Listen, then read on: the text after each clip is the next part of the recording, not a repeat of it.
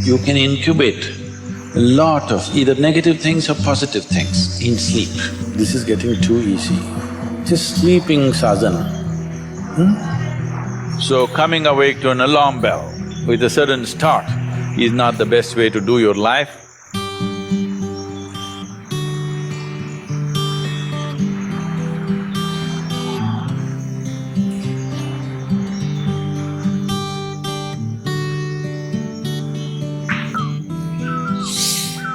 How many of you find that one day morning when you get up without any reason, you're just feeling ugly for no reason?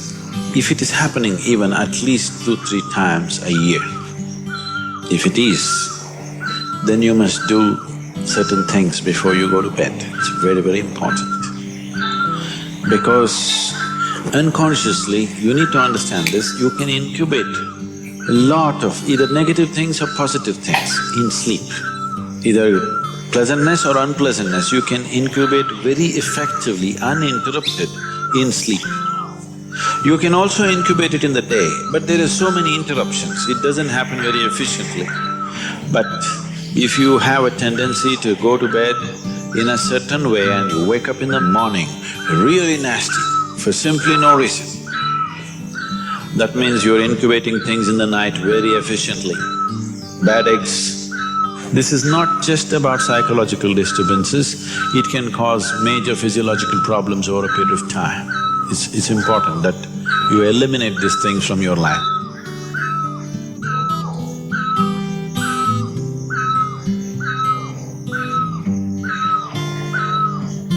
So, before you go to bed in the night, there are certain things that you need to take care of. It's best if you're eating meat and other kinds of meals, you eat at least 3 to 4 hours before you go to bed. The digestion is over. Before going to bed, drink a certain amount of water and go to bed. You will see it gets taken care of just like this. One simple thing can be just a shower. Always to shower before go to bed, it'll make a lot of difference. In this weather, maybe cold showers are difficult, so you go for lukewarm showers, don't go for hot showers in the night. Go for lukewarm showers, it makes you alert. So you will think, oh, I cannot sleep. It doesn't matter, you will sleep 15-20 minutes or half an hour later, but you will sleep better because it will take away certain things. When you shower, it is not just the dirt on the skin that you're taking away. Have you noticed if you're very tense and anxious, whatever, just a shower, you came out, it feels like almost the burden has been taken away from you? Have you not noticed this? So it's not just about washing the skin, a whole lot of things happen when water flows over your body. This shower is a very rudimentary buddhi shuddhi because over 70% of your body is actually water.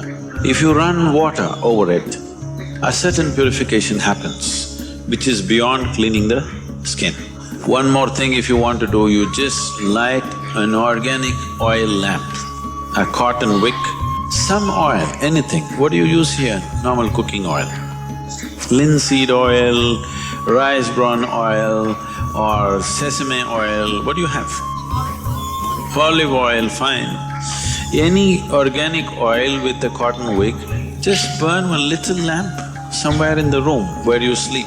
You will see these things will completely disappear. If you can bring in a chant or there are nightly practices, yogic practices, before you go to bed, sit on your bed and do this practice. If you want to do Isha Kriya, it's available on the net. Generally, in India, they told you should not put your head to the north and sleep. You're aware of this?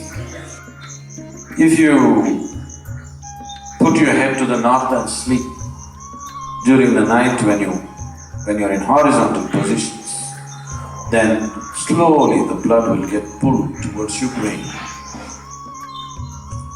When there is too much circulation in the brain, you cannot sleep peacefully. If you have any kind of,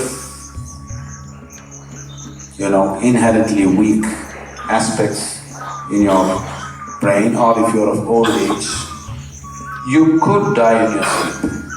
One can have hemorrhage because extra blood is trying to enter the brain, where the blood vessels are hair-like. Something extra is being pushed because of the magnetic pull. When you're in a vertical position, this is not so. The moment you become horizontal, this pull on the head is so strong that slowly the blood tries to move towards the brain. So to avoid this is true only in the northern hemisphere. If you go to Australia, you should not put your head to the south. If you're in India, you should not put your head to the north. You can put it any other way, it's okay. Keep this in your mind, that you are truly a mortal, okay? Not in words, really. You could fall dead right now. You may be young, you may be old, it doesn't matter, you can fall dead right now. Yes or no? Before you go to bed, sit on your bed and think this is your deathbed. You have just 1 more minute to live. Just look back and see what you have done today, is it worthwhile? Just do this one simple exercise. And you don't know when it really happens, whether you'll be sitting on your deathbed or lying in a hospital, all kinds of things sticking into you. Who knows how it'll happen? But enjoy this every day, that you will sit on your deathbed, look back and see, today, the way I've handled these 24 hours, is it worthwhile? Because now I'm dying. If you do this, you will live a worthwhile life, believe me. So every day in the night, all of you should do this before you go to bed. Last 3 minutes, everything that you have gathered, the body, the content of the mind, things, don't ignore small things. These small things are big things. I've seen how people are carrying their own private pillow, you know. Because it's very important. So, your pillow, your footwear, if you have relationships, everything that you have gathered, keep it aside, sleep. If you sleep in that condition, you will wake up with much more light, with much more energy, with much more possibilities than you have imagined possible. Just sleep as life, not as a man, not as a woman, not as this and that. Keep everything down, simply. See, this is getting too easy. Just sleeping sadhana. At least this you must do.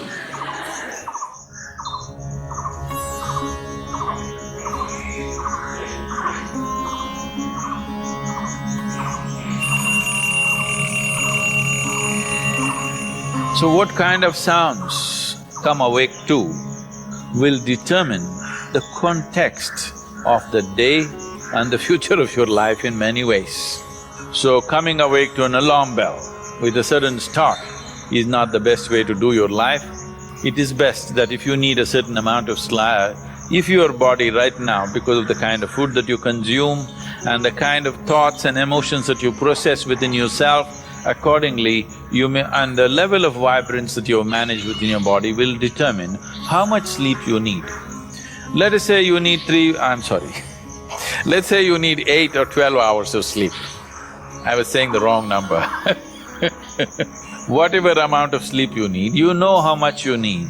So you go to bed early enough so that you come awake naturally. If you're coming awake naturally, and suppose you have a doubt whether you will come awake or not, if you have a certain chant, if you've identified one of the Vairagya chants, you can use it.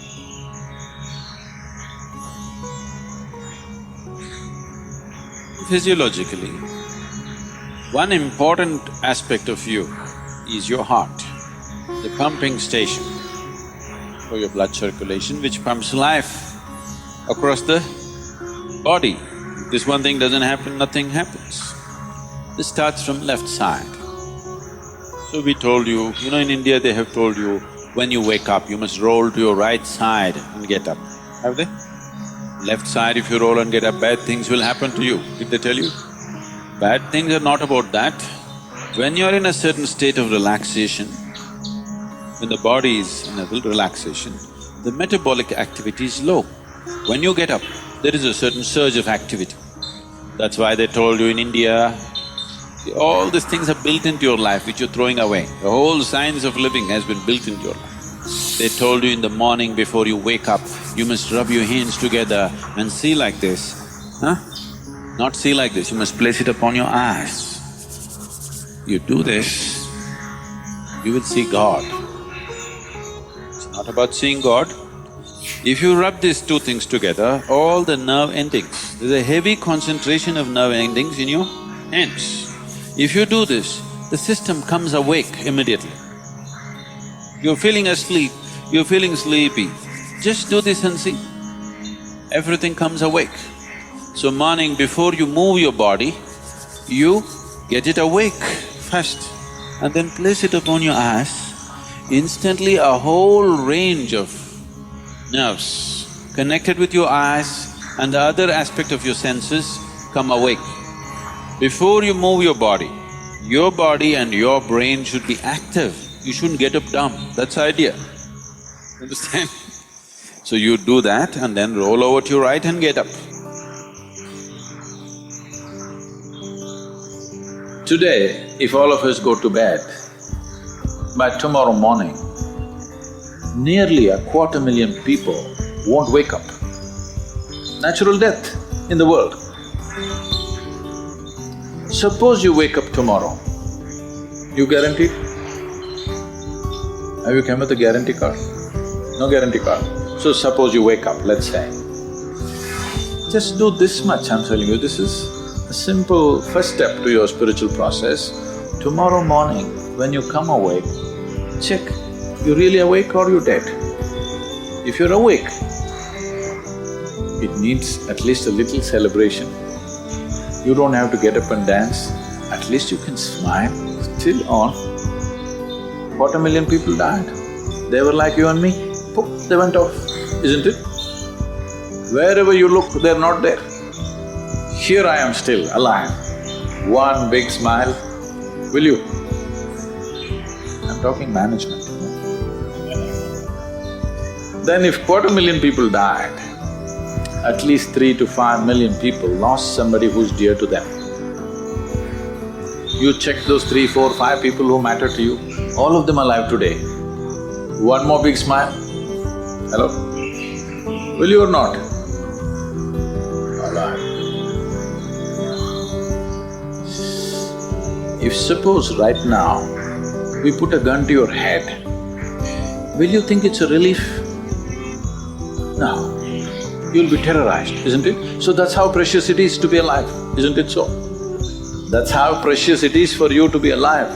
So tomorrow morning, 250,000 people died overnight, but you're still alive. Does it not at least deserve a big smile, I'm asking you? And all the people who matter to you are all alive today. One more big smile?